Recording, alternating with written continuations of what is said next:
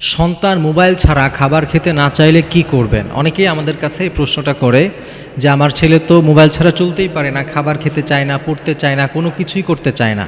তো আপনি যদি আপনার সন্তানকে মোবাইল থেকে দূরে রাখতে চান, তাহলে সর্বপ্রথম যে কাজ সেটা আপনাকেই করতে হবে। সেটা হলো মোবাইলটাকে, ডিভাইসটাকে আপনি আপনার সন্তানের সামনে পুরস্কার হিসাবে তুলে ধরবেন না। অনেক সময় অনেক বাবা মারা আছে, তারা বলে যে আচ্ছা তুমি যদি এখন খাবার খাও তোমাকে মোবাইল দিব, তুমি যদি এখন একটু পড়ো তাহলে তোমাকে গেম খেলতে দিব। এই ধরনের লোভ দেখানো, মোবাইলটাকে পুরস্কার হিসাবে ওদের সামনে উপস্থাপন করা, এইটা থেকে বিরত থাকতে হবে। কারণ আপনার এই জিনিসটাই ওকে মোবাইলের প্রতি অ্যাডিক্টেড করে দিচ্ছে।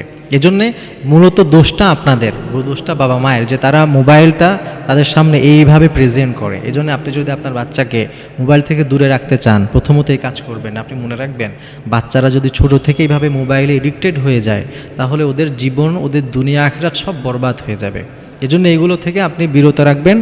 ও যদি একবেলা খেতে না চায়, না খাক, ও ক্ষুধা লাগলেই ও খাবে। এরপরে মোবাইল দিবেন না, যে খাবার জন্য মোবাইল লাগবে, পড়ার জন্য মোবাইল লাগবে, এটি করবেন না। আবার যারা খুব বেশি এডিক্টেড হয়ে গেছে, একদিনই তাদের থেকে মোবাইল ছিনিয়ে নেবেন না, তাহলে আবার অনেক ঝামেলা হয়ে যেতে পারে।